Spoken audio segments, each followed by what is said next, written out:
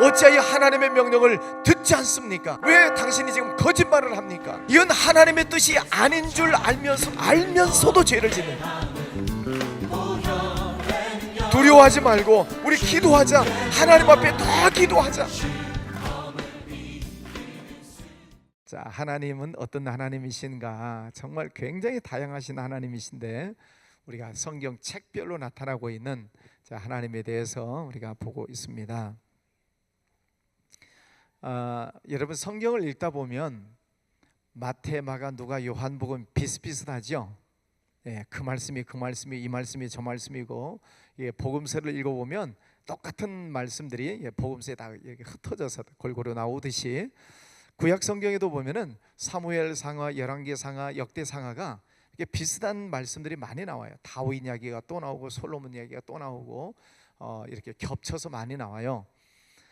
그래서 이 세 종류의 책, 사무엘 상하, 열왕기 상하, 역대 상하, 이 책이 공통점이 뭐고 또 차이점이 뭔가 먼저 말씀을 드리겠습니다. 공통점은 사울 왕부터 시작해서 모든 왕들의 이야기가 이 세 종류의 책 속에는 다 기록이 되어져 있습니다. 그래서 북이스라엘은 19명의 왕들, 남유다에는 20명의 왕들의 이야기가 쭉 나오고 있다는 것이 공통점입니다. 차이점은 뭐냐면은 사무엘 상하는 이제 어떤 관점에서 썼느냐가 차이점이 나와요. 그래서 사무엘 상하는 왕적인 위치에서 왕들의 행적을 이렇게 쭉 써나갑니다. 하나님께서 구약시대에 세 종류의 사람들에게 기름을 부으셨죠. 첫 번째는 왕, 선지자, 제사장. 이 세 사람에게 머리에 기름을 부어서 즉위식을 하게 됐는데, 오늘 이 사무엘 상하는 왕적인 위치에서 왕들의 역사를 쭉 기록해 나갔다는 것입니다. 그래 왕권을 강하게 묘사를 했다는 뜻이죠. 그리고 열왕기 상하는 선지자적인 관점에 있어서 이 왕권의 역사를 쭉 기록을 하고 있습니다. 선지자적인 면을, 그래서 하나님의 말씀이 선포되고 하나님께서 어떻게 말씀하시는가를 중점적으로 기록을 하고 있고, 또 역대 상하는 제사장적 입장에서 이 왕들의 기록을 쭉 써가고 있다. 이렇게 신학에서는 구분을 하고 있습니다. 그래서 사무엘 상하, 열왕기 상하, 역대 상하가 똑같은 비슷비슷한 다윗 이야기, 솔로몬 이야기, 왕들의 이야기인 것 같지만은 어떤 관점에서 썼느냐. 그래서 그 성경 속에 나타나고 있는 왕적인 예수님의 모습, 또 선지자적인 예수님의 모습, 또 제사장적인 예수님의 모습을 그 책 속에 이렇게 그려놓고 있다. 이렇게 보시면 되겠습니다. 자, 오늘 이 역대상하 중에 역대상을 보게 되는데, 이 역대상하 속에는 다윗의 언약, 그 아들 솔로몬과의 하나님과의 언약, 그 대를 이어나가면서 하나님께서 어떻게 그 언약을 변치 않으시고 이루어 가시는가. 그래서 변치 않으시는 하나님, 언약 한 번 맺으신 언약은 변치 않으시는 하나님이시다라고 하는 그런 면에서 오늘 역대상을 보려고 합니다. 하나님의 약속은 변치 않는다 하는 것입니다. 자, 그런데 여러분이 이제 역대상을 1장을 한번 살짝 펴보시겠어요? 1장.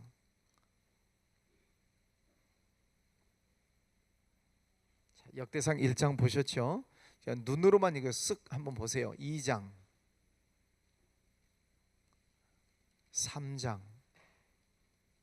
4장. 뭐가 많이 나와요 지금? 5장. 뭐가 많이 나와요? 지금 뭐가 많이 나온지도 지금 모르고 보시는. 6장. 뭐가 많이 나와요? 7장, 8장, 9장까지 사람 이름이 엄청나게 많이 나와요. 사람 이름이, 그죠? 그래서 여러분이 성경을 열심히 읽다가 역대상에 들어오면 웬 이렇게 족보 이야기만 이렇게 나오나, 웬 사람 이야기만 이렇게 나오나, 이렇게 사람 이야기만 이렇게 많이 기록을 해가지고 무슨 하나님의 은혜가 있을까라고 생각하신 그분들을 위해서 이렇게 많은 족보를 쓰신 이유를 말씀을 드리겠습니다. 첫 번째는 1장에 보면 아담부터 야곱까지 이야기가 나오는데 이것은 구속사를 이야기를 하는 것입니다. 하나님께서 아담으로부터 시작을 해서 야곱에 이르기까지 어떻게 인간을 다루시고 있는가, 어떻게 하나님께서 구원을 해 가시고 있는가라고 하는 것을 보여주시고 있는데, 특이한 점이 있다면 하나님께서 쓰시는 이 주인공들이 있어요. 근데 그 주인공들을 보면은 형제들 속에서 항상 이 뒷부분에다가 놓고 하나님의 역사가 시작되는 것을 보게 됩니다. 예를 들어서 하나님께서 노아의 세 아들을 쓰시는데 셈과 함과 야벳이 있죠. 그런데 하나님께서는 큰 아들인 셈을 가장 뒤에다가 배치를 시켜놓고 기록을 하고 있다는 것입니다. 또 하나님은 이삭이라고 하는 아들을 쓰시는데 그 이삭을 앞에 두는 것이 아니고 이스마엘, 그리고 그두라의 아들 아브라함의 또 후처가 나오죠. 그두라의 아들들 뒤에다가 이삭을 붙여놓고 기록을 하고 있다는 것입니다. 또 야곱과 에서 이렇게 이야기를 하는데, 야곱이 동생이니까 동생이 하나님이 이 야곱을 쓰시는데 그 쓰시는 그 야곱을 에서 뒤에다가 붙여놓고 성경에 기록되고 있는 것을 보게 됩니다. 이것은 하나님께서 쓰시는 사람들이 있지만은 그들이 잘나서 쓰시는 것이 아니라 하나님께서 특별하게 뽑으신 것이라는 것입니다. 그래서 사람들이 교만하지 말으라는 얘기입니다. 교만하지 않도록 항상 그 뒤편에다가 기록을 해놓고 하나님께서 하나님의 은혜로 선택하셨다, 하나님께서 주권적으로 그들을 뽑으셔서 하나님께서 쓰시고 있다는 것을 보여주시고 있습니다. 이것은 우리가 무슨 일을 할 때 내가 잘했습니다, 내가 똑똑합니다, 내가 1등입니다가 아니라 하나님 앞에서 언제나 겸손하라는 것이죠. 선택받은 백성들, 성민으로 뽑힘을 받은 백성들은 하나님 앞에서 언제나 겸손해야 된다는 것을 이 족보를 통해서 보여주시고 있습니다. 두 번째는 12지파별로 족보가 쭉 기록이 되고 있습니다. 12지파의 이 내용을 보면은 그 12지파 가운데에서도 특별히 강조를 하고 있는 지파가 세 지파가 나오는데, 유다지파, 베냐민지파, 레위지파 세 지파가 나옵니다.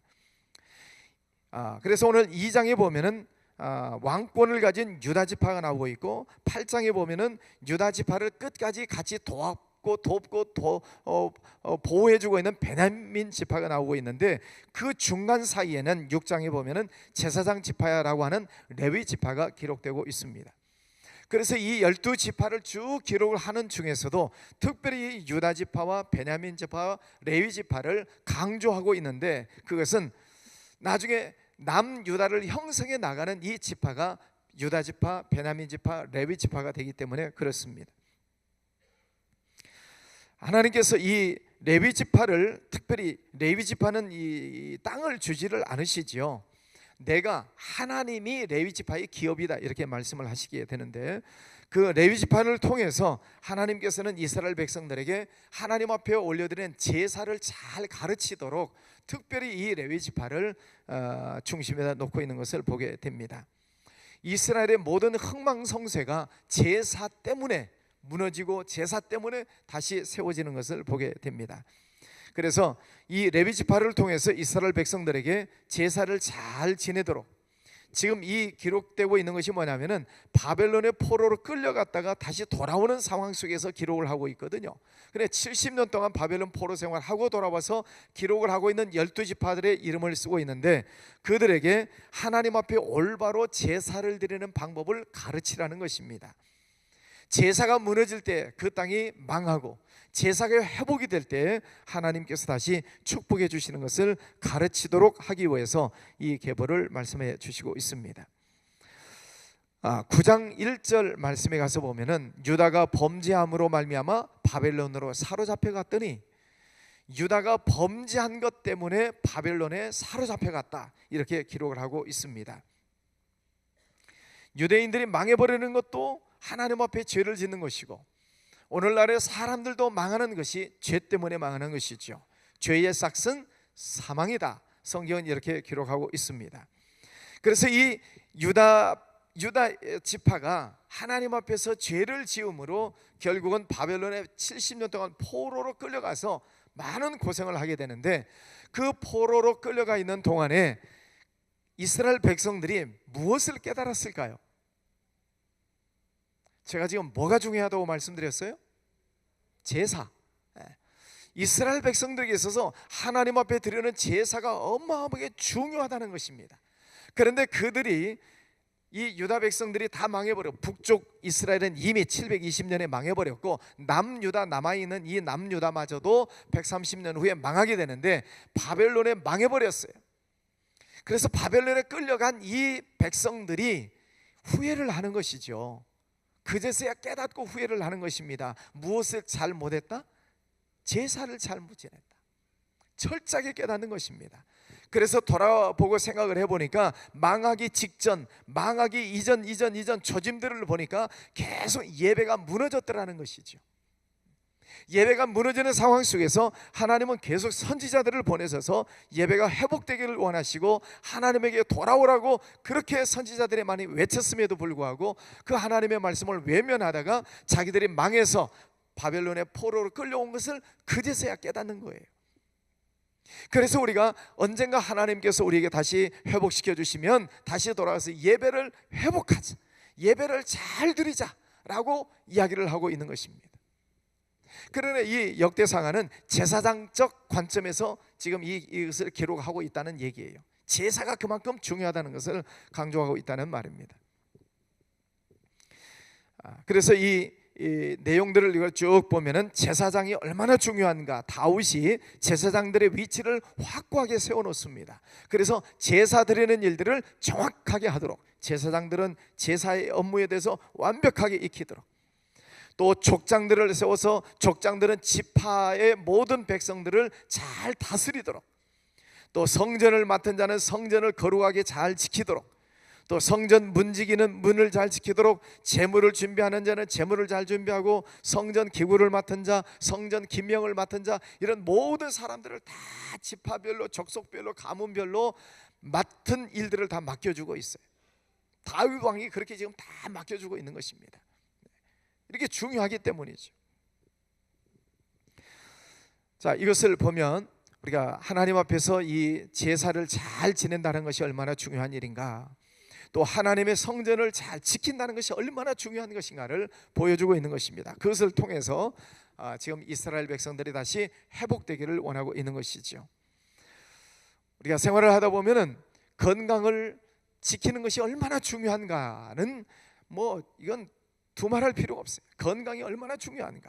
그런데 건강한 사람들은 잘 못 깨달아요. 건강할 때 건강 지켜야 된다는 것은 다 아는데 건강할 때 건강을 잘 지키지를 않아요. 그럼 언제 건강의 중요성을 깨달아요? 말할 것도 없이 아파보고 나면 얼마나 건강이 중요한지를 알아요. 그때 그거 기름진 것을 많이 안 먹었어야 되는데, 또 그때 그 나쁜 음식을 안 먹었어야 되는데, 그제서야 깨닫는단 말이죠. 우리가 신앙생활도 마찬가지입니다. 하나님께서 지금 우리에게 은혜를 주시고 있는 이 때를, 하나님이 얼마나 나를 사랑하시고 은혜 주시는가를 사람들이 잘 몰라요. 우리가 매일 저녁 나와서 40일 하마나 기도를 하고 할 수 있다는 게 이게 얼마나 복된 일인가를 사람들이 잘 몰라요. 여러분은 알고 오신 거죠? 할렐루야. 네. 알고 나온다는 것은 얼마나 중요한 일입니까? 그런데 이렇게 귀하고 복된 시간들을 모르니까 나중에 평안하게 하여튼 게으르게 신앙생활하다가 문제가 터지면 그제서야 내가 더 열심히 신앙생활할 걸, 열심히 기도할 걸, 이제 그런 분들이 가끔 다른 동네에는 있어요. 우리 교회는 없지만. 그래서 우리가 잃어버리기 전에 정신 차리자는 거예요. 오늘 이 역대상이 우리에게 주시고 있는 교훈은 잃어버리기 전에 제사가 얼마나 중요한 것인가, 예배가 얼마나 중요한 것인가, 70년 포로 생활을 하고 나서 예배가 회복될래, 아니면 지금 예배가 회복되는 것이 좋겠느냐, 이거예요. 여러분, 예배를 소중하게 여기시기를 바랍니다. 지금 역대기를 기록하고 있는 에스라라고 말을 하기도 하고 그러는데, 어쨌든 이 역대기를 기록하고 있는 이 기자가 하나님 앞에 혼나고 나서 제사가 중요한지 깨닫지 말고 현재 생활 속에서 예배가 중요하다는 것을 깨달으라고 말씀을 해주고 있습니다. 그래서 오늘 포로에서 돌아온 사람들을 보면은 이제 여러 가지 성전에서 지키는 직분들 아까 말씀드렸죠. 제사장도 있고 또 이 족장도 나오고 또 성전을 맡은 자, 성전 제물을 맡은 자, 기명을 맡은 자, 뭐 찬양대를 세야 될 사람 등등 다 이제 직분을 맡겨줘요. 그래서 내가 맡고 있는 이 직분이 얼마나 소중한가를 이제 깨닫게 되는 것이죠. 왜? 포로로 끌려갔다 왔으니까 깨닫는 거예요. 여러분은 이제 갔다 와서 깨닫지 마시고 지금 깨달으시고 하나님께서 지금 나에게 맡겨주신 이 직분이 얼마나 소중한가를 잘 깨달으시고 지키시기를 바랍니다. 하나님이 여러분에게 맡겨주신 그 자리에 잘 지키셔서 그 자리에서 열매를 맺으시고 하나님께 영광을 올려드리시는 그런 은혜가 있으시기를 바랍니다. 자, 그런데 오늘 여기 보면은 지금 지파별로 이름들이 굉장히 많이 기록이 되고 있는데 이것은 또 무엇을 의미하느냐면 바벨론의 포로로 끌려갔다가 안 온 사람도 있다는 얘기예요. 그래 포로에서 돌아온 사람들만 이름을 기록하고 있어요. 그 사람들은 포로에서 안 돌아오는 거예요. 고레스 왕이 돌아가라 그랬거든요. 근데 안 와요. 왜 안 올까요? 바벨론에 70년 사는 동안에 그 땅에 묻혀버리는 것입니다. 그 땅에 살고 보니까 좋은 거예요. 그 나름대로의 어떤 생활 터전을 마련을 해놨는데 그것을 또 놔두고 온다는 것이 귀찮은 거죠. 아니면은 욕심이 들어가는 거죠. 그러니까 있어서는 안 되는 그 바벨론 땅에 묻혀서 그 생활 속에 젖어들어서 이 땅으로 오지를 않는 것입니다. 그래서 이름이 없는 거예요. 여러분, 하나님의 품 안에 돌아오신 것, 여러분의 생명, 여러분의 이름이 하나님의 생명책에 기록된 것을 가지고 기뻐하시기를 축복합니다. 하나님의 생명록에 기록이 되어져야죠. 이렇게 성경처럼. 근데 안 돌아오니까 이름이 없는 거예요. 여러분들은 돌아오셨으니까 이제 그 이름이 지워지지 않도록 여러분의 이름 관리를 잘 하시기를 축복합니다. 자, 10장부터 보면 다윗의 이야기가 다시 시작이 됩니다. 우리가 사무엘 상하에서도 봤고 열왕기에서도 봤는데 다윗의 역사가 다시 시작이 되는데, 자, 다윗이 등장하기 바로 직전, 자, 사무엘 역대상 10장 13절을 보세요. 다윗 왕 선 왕이 누구죠? 사울 왕입니다. 역대상 10장 13절 14절 시작. 사울이 죽은 것은 여호와께 범죄하였기 때문이라. 그가 여호와의 말씀을 지키지 아니하고 또 신접한 자에게 가르치기를 청하고 여호와께 묻지 아니하였으므로 여호와께서 그를 죽이시고 그 나라를 이새의 아들 다윗에게 넘겨 주셨더라. 하나님 앞에 범죄한 것 때문에 죽는다는 거예요. 자, 요즘 오늘 우리 시대에 하나님 앞에 죄를 짓는 게 있어요, 없어요? 있어요. 우리도 신앙생활을 하는 우리도 하나님 앞에 죄를 짓는 경우가 있어요. 실수하는 때가 있어요. 그러면 하나님께서 오늘 말씀, 사울이 죽은 것은 여호와께 범죄하였기 때문에 죽었다. 여호와께서 그를 죽이시고. 근데 왜 우리는 안 죽고 살아있죠? 영이 죽어버린 영. 하나님 앞에 죄를 지면 하나님은 우리 속에 넣어놓으신 영이 있는데 영이 죽어버려요. 그러니까 영이 죽어버리면 하나님과의 교제가 이루어질 수가 없어요. 그래서 영이 죽어버리면 하나님을 알지도 못하고 하나님이 계신지도 모르고 하나님을 부인하고 자기 마음대로 사는 거예요. 영이 죽었기 때문에 하나님으로부터는 말씀도 없고 지혜도 없으니까 자기 마음대로 사는 거예요. 그런 사람을 육에 속한 사람이다, 그렇게 얘기를 해요. 그래, 육신적으로는 숨쉬고 살고 있죠. 육신적으로는. 그러나 영이 죽어 있는 거예요. 이게 세상 사람들이죠. 오늘 사울은 하나님의 말씀을 지키지 아니하다가 하나님께서 그를 죽이시고 그 왕권을 끊어버리시는 것을 보게 됩니다. 여러분의 영이 죽으면 안 됩니다. 영이 죽으면 하나님과의 관계가 단절됩니다. 그래서 내 영이 소생되기를 위해서, 내 영이 늘 깨어있기를 위해서 기도하셔야 됩니다. 기도는 영혼의 호흡이니까 호흡을 해야 살아나는 것처럼 기도를 해야 내 영혼이 살아나요. 하나님의 말씀은 생명의 양식이니까 말씀을 먹어야 영이 튼튼해져요. 여러분, 잘 먹고 숨쉬기 운동을 잘해야 우리 몸이 튼튼하듯이 똑같아요. 영도 하나님의 말씀을 잘 먹어야 되고 하나님 앞에 숨쉬는 기도하는 이 생활을 잘해야 우리의 영이 건강해진다는 말입니다. 건강해야 하나님과 영적으로 교통이 이루어지게 되는 것이지요. 그런 은혜가 충만하시기를 바랍니다. 11장 9절 말씀입니다. 사울은 하나님께서 죽이시고 그 이후 2세의 아들 다윗에게 넘겨주셨더라 그랬는데 11장 9절 읽습니다. 시작. 만군의 여호와께서 함께 계시니 다윗이 점점 강성하여 가니라. 이런 은혜가 있으시기를 바랍니다. 하나님이 함께 하시니까 다윗은 점점 강성해져 갔다.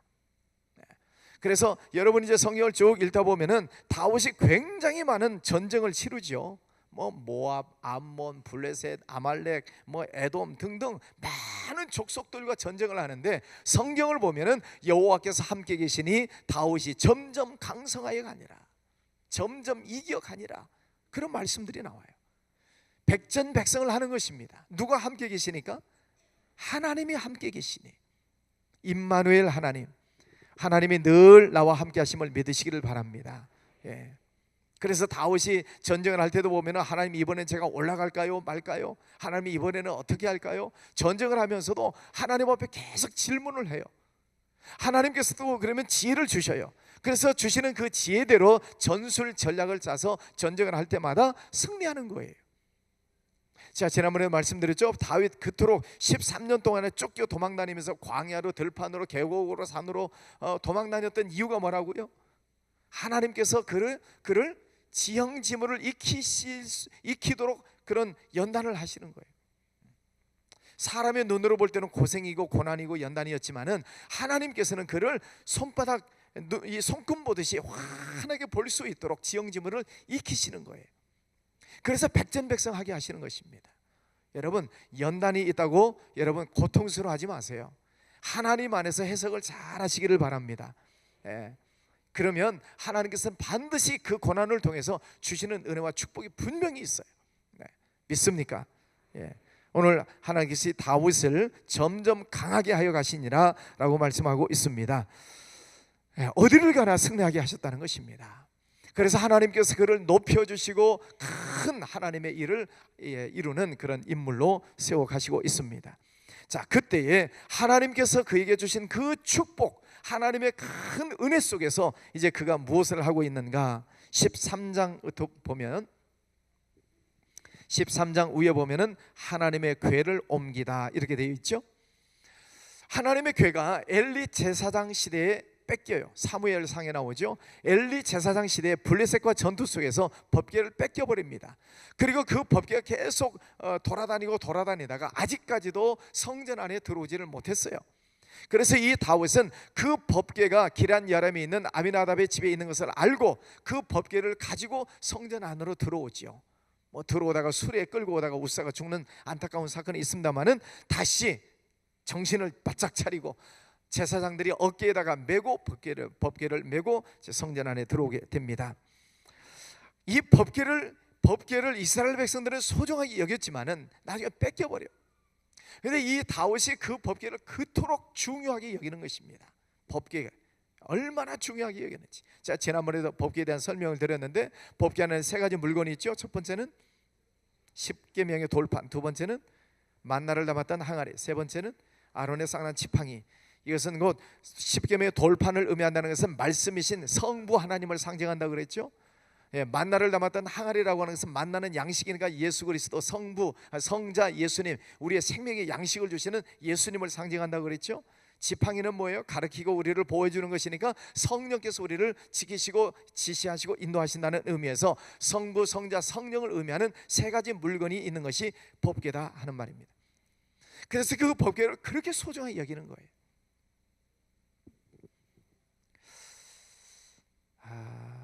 제가 얼른 찾을지 모르겠는데요.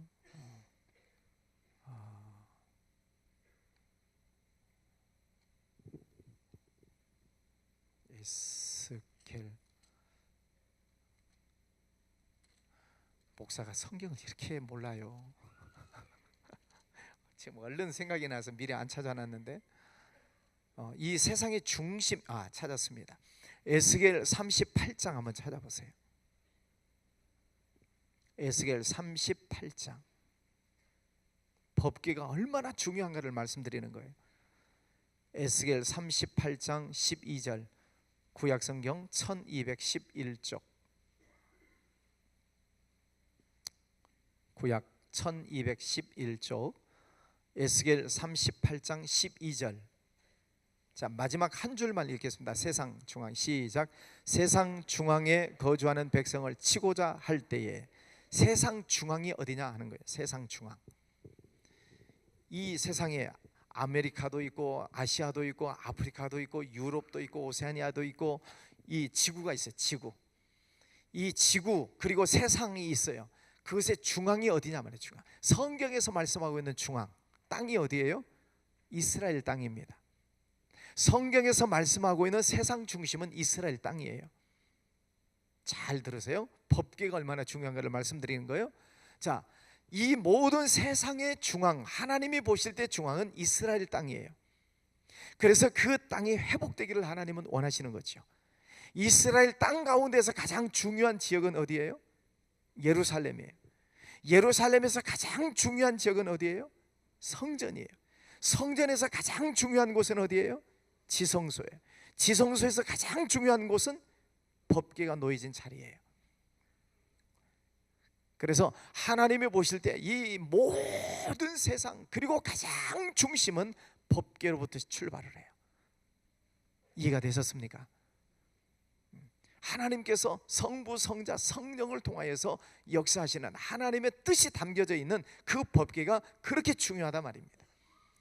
그래서 그 법궤가 움직여 나갈 때는 제사장들이 어깨에다가 메고 맨 앞장서서 가게 돼 있고, 또 광야에서 텐트를 치게 될 때는 법궤를 놓고 동쪽을 찾아요. 동쪽. 법궤를 놓고 동쪽. 그러면 이쪽에 해 뜨는 곳, 그런 법궤를 놓고 지성소를 만들고 성소를 만들고 이 성막의 문을 동쪽을 향해서 만들어요. 법궤를 놓고 동쪽을 찾는다고.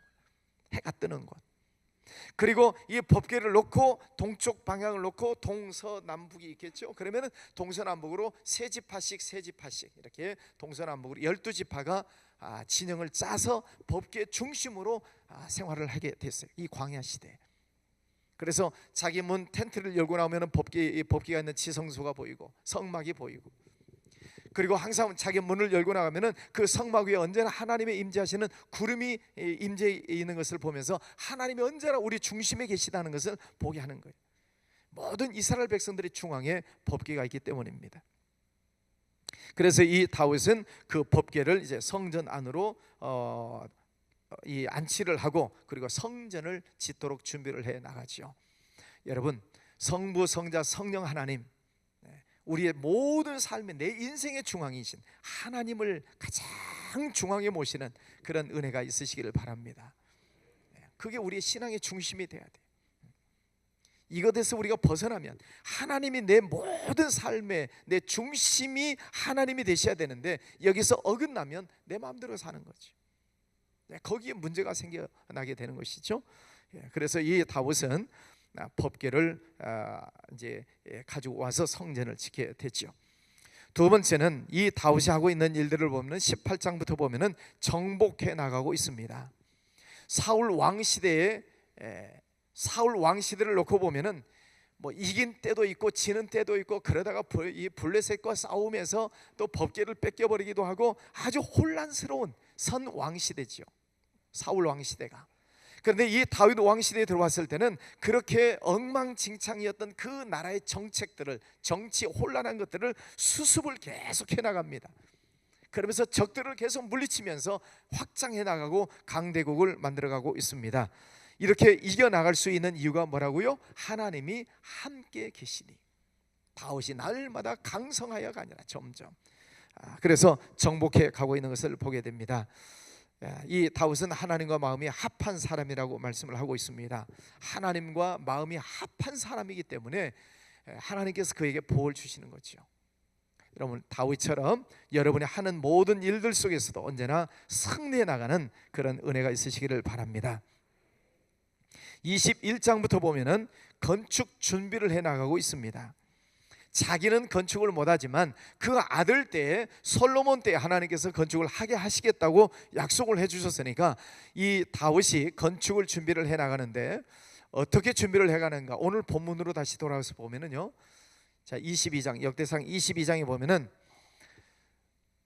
다윗이 명령하여 이스라엘 땅에 거류하는 이방 사람을 모으고 석수를 시켜 하나님의 성전을 건축할 돌을 다듬게 하고, 다윗도 문짝 못과 그물 못에 쓸 철을 많이 준비하고 많은 옷을 준비하고, 또 4절에 백향목을 무수히 준비하고, 또 4절 마지막에 많이 수운하여 왔더라. 5절 마지막에는 그것을 내가 준비하리라. 그리고 마지막에 다윗이 죽기 전에 많이 준비하였더라. 하나님의 성전을 짓는데, 그 아들 솔로몬이 짓는 데 있어서 부족함이 없도록 많이 준비해 놓고 있다는 것입니다.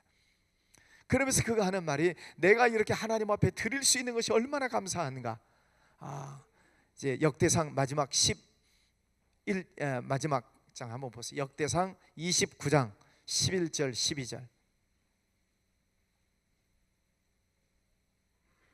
역대상 마지막 29장 11절부터 14절까지 한번 읽습니다. 시작. 여호와여, 위대하심과 권능과 영광과 승리와 위엄이 다 주께 속하였사오니 천지에 있는 것이 다 주의 것이로소이다. 여호와여, 주권도 주께 속하였사오니 주는 높으사 만물의 머리이심이니이다. 부와 귀가 주께로 말미암고 또 주는 만물의 주제가 되사 손에 권세와 능력이 있사오니 모든 사람을 크게 하심과 강하게 하심이 주의 손에 있나이다. 우리 하나님이여, 이제 우리가 주께 감사하오며 주의 영화로운 이름을 찬양하나이다. 나와 내 백성이 무엇이기에 이처럼 즐거운 마음으로 드릴 힘이 있었나이까. 모든 것이 주께로 말미암았사오니 우리가 주의 손에서 받은 것으로 주께 드렸을 뿐이니이다. 아멘. 다윗은 하나님의 성전을 짓는데 많은 것을 준비해 둡니다. 그리고 아들 때에 짓도록 준비를 해주고 있는 모습을 보게 됩니다. 하나님께서 주신 축복을 다시 하나님에게로 돌려드리는 것이죠. 이처럼 법궤를 중요하게 여기고 하나님의 성전을 중요하게 여기는 그 다윗 시대에 가장 강한 그런 나라를 만들어 주시고 있다는 것입니다. 여러분, 우리가 보면 하나님 앞에 열심히 충성하고 하나님 앞에 열심히 감사하고 열심히 헌신하고, 그때가 나중에 지나고 보면 그때가 가장 행복했던 때예요. 나중에 돌아보세요 한번. 그렇게 열심히, 나 시간 없어 왜 이렇게 바쁜 거야 그러면서도 열심히 일을 했던 그때가 행복했던 때예요. 여러분, 그런 은혜가 있으시기를 바랍니다. 오늘 다윗은 그렇게 보내요. 자, 그리고 이제 28장에서 다윗이 유언을 하게 되는데, 그는 40년 통치를 하고 하나님 앞에 부르심을 받는데 솔로몬에게 마지막 유언을 하고 세상을 떠나게 됩니다. 하나님의 계명을 잘 지키라는 거예요. 그러면 자자손손 하나님께서 왕위를 영원히 계승시켜 주실 것이다 하고 아들에게 유언을 합니다. 또 하나님의 영광을 위해서 정성을 다해서 성전을 잘 지어라 하고 유언을 남기고 있습니다. 오늘 역대상을 보면서 성민, 바벨론의 포로로 끌려갔다가 돌아오는 이 성민들이 얼마나 정신을 차리고 이제 똑바로 예배를 잘 드리려고 다짐을 했겠는가 하는 거예요. 이 큰 고생을 하고 돌아왔으니까 정신을 바짝 차렸겠죠. 그래서 다시는 이제 예배가 무너지지 않도록 아마 다짐을 했을 것입니다. 여러분, 오늘 우리는 이 말씀을 교훈으로 받았어요. 우리는 고난받고 연단받고 그래서가 아니라 하나님의 말씀을 듣고 깨달았어요. 그러면 우리는 예배를 소중하게 여겨야 됩니다. 하나님께서 내게 주신 직분을 귀하게 여기시기를 바랍니다. 그래서 나갔다 오는, 한 방 맞고 오는 것이 아니라 하나님께서 주시는 그 은혜와 축복 속에서 계속해서 그 축복을 지키고 또 축복을 나눠주고 하나님께 영광을 올려드리는 이런 삶을 살면 얼마나 좋겠어요. 그렇게 되십시다. 그래서 우리 성도님들 매일 저녁마다 나와서 기도하실 때, 하나님 평생토록 이렇게 하나님을 섬기겠습니다, 허탄한 길로 빠지지 않게 해주세요. 시간 남고 돈 많으면 허탄한 길로 빠지게 돼 있어요. 그게 축복인데 잘 못 지키면 그런단 말이에요. 그래서 늘 다짐을 새롭게 해야 됩니다. 하나님, 저를 지켜주세요. 성령님이여, 저를 지켜주세요. 평생토록 하나님 이 길에서 떠나지 않겠습니다. 하나님을 다 열심히 섬기겠습니다. 주신 사명 더 잘 감당하겠습니다. 하나님 도와주세요. 하나님 지혜 주세요. 능력 주세요. 부르짖어 기도하시기를 바랍니다. 오늘 저녁에도 하나님께서 큰 은혜를 주시리라 믿습니다. 우리 같이 기도하겠습니다.